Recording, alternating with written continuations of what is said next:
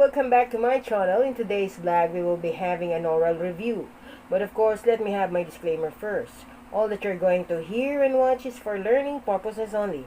Nothing more, nothing less. So if you find this very helpful and informative, please don't forget to like and subscribe for more episodes to watch, okay? Thank you. Bye-bye. Happy learning. Okay, crime scene investigation. Question number 1. Personnel who is duly designated or assigned to conduct the inquiry of the crime by following a systematic set of procedures and methodologies for the purpose of identifying witnesses, recovering evidence, and arresting and prosecuting the perpetrators, and has the full responsibility over the crime scene during the conduct of CSI or crime scene investigation.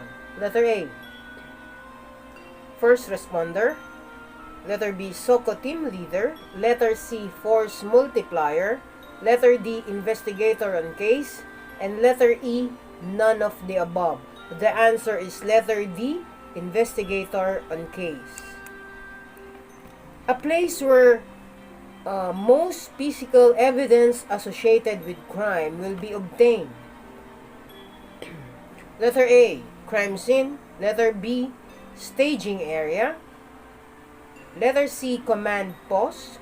Letter D, crime laboratory. Letter E, crime scene plaza. The answer is letter A, crime scene. Blank, a report prepared and rendered by the team leader of the PNP Crime Laboratory SOCO team which conducted the scene of crime operations. Letter A, investigators report. Letter B, incident report. Letter C, SOCO report. And letter D, autopsy report. Letter E, spot report. The answer is letter C, SOCO report. Crime scene documentation procedures are note-taking. Letter A. Letter B, photography. Letter C, sketch. Letter D, videography. And E, all of the above. The answer is all of the above. Letter E. A medical procedure that consists of a thorough examination of a corpse to determine the cause and manner of death and to evaluate any disease or injury that may be present. Letter A, toxicology. Letter B, autopsy. Letter C, postmortem fingerprint. Letter D, medical legal report. And E, pathology. The answer is letter B, autopsy. When the team leader considered first the overall safety of the team and anticipate any unfavorable terrain and weather condition, what crime scene procedure is that? Letter A, crime scene approach. Letter B, crime scene survey. Letter C, crime scene search. Letter D, crime scene documentation. And letter E, crime scene collection. The answer is letter A, crime scene approach. Procedure in photographing the crime scene. General view, letter A. Letter B, medium view. Letter C, close-up view. Letter D, general, medium, close-up view. And letter E, all of the above. The answer is letter E, all of the above. Other name for case identifier. Letter A, crime scene incident. Letter B, SOCO caption. Letter C, SOCO evidence tag.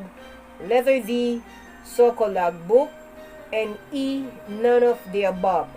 The answer is letter B, SOCO caption. Who must collect the pieces of evidence if there is no SOCO within your AOR?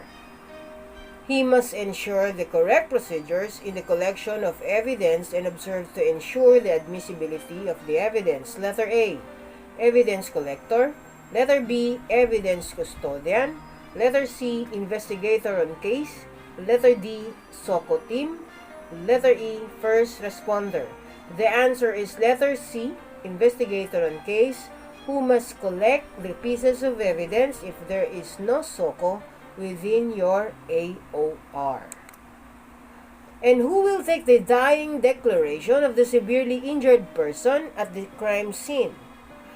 Letter A, investigator on case. Letter B, first responder. C, force multiplier. D, attending physician. E, medical legal officer. The answer is first responder, who will take the dying declaration of the severely injured person at the crime scene. And now let's go to interview and interrogation techniques. Is an act or statement which misleads, hides the truth, or promotes a belief, concepts, or idea that is not true. It is often done for personal gain or advantage. Letter A, application. Letter B, explanation. Letter C, deception. Letter D, preservation. And E, none of the above. The answer is deception. Letter C. The main purpose of interview and interrogation. Letter A, to establish the who, what, where, when, and why. Letter B, for the victim. Letter C, to give the tools of investigation. Letter D, for the suspect. Letter E, all of the above. The answer is letter A, to establish the who, what, where, when, and why. Signs of deception observed during the interrogation except letter A, sweating. Letter B, dry mouth. Letter C, color change. Letter D, asking water. Letter E, avoidance of eye contact. The answer is letter D, asking water. The systematic asking of questions to elicit information in the minimum of time, or pagtatanong. Letter A, investigation. Letter B, interrogation. Letter C, interrogy. Letter D, interrogate. Letter E, interrogator. The answer is letter B, interrogation. In the 1950s, who was a psychologist, polygraph expert, and a former Chicago police officer, proponents of this technique says it is useful in extracting information from otherwise unwilling suspect. However, critics says that the technique results in an acceptably high rate of false confessions, especially from juveniles. Letter A, James Reed. Letter B, Cesar Lombroso. Letter C, John Larson. Letter D, Gideon Wainwright. And letter E, John E. Reed. The answer is letter E, John E. Reed. The Reed states that an interrogation should only occur when the investigator is reasonably certain of the suspect's involvement in the issue under investigation. There are blank steps in Reed interrogation technique. Letter A, 2. Letter B, 9. Letter C, 12. Letter D, 5. Letter E, 7. The answer is letter B, 9. Two important tools in investigation. Letter A, instrumentation, information. Letter B, question, answer. Letter C, interview, interrogation. Letter D, investigation, interrogator. Letter E, none of the above. The answer is letter C, interview, interrogation. Types of interview and interrogation questions except letter A, introductory. B, closing. C, informational. C, admission seeking. Letter E, permanent record. The answer is E, permanent record. The main purpose of a police interrogation is to blank a confession and to come to the objective truth or other critical information about the crime from an interviewed suspect who is subject of interrogation.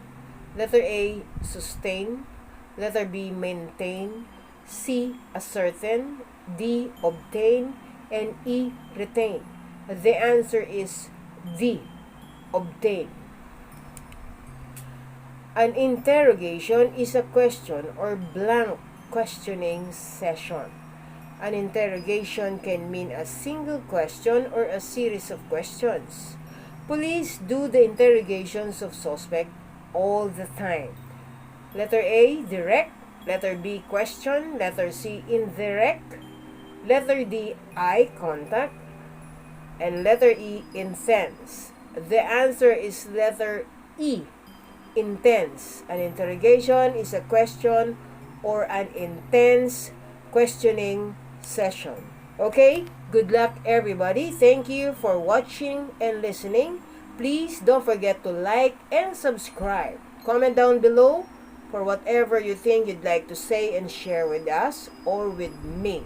Thank you very much, and good luck again and again and again. This is your instructor, Yam, and have a very good day. Bye-bye, everybody.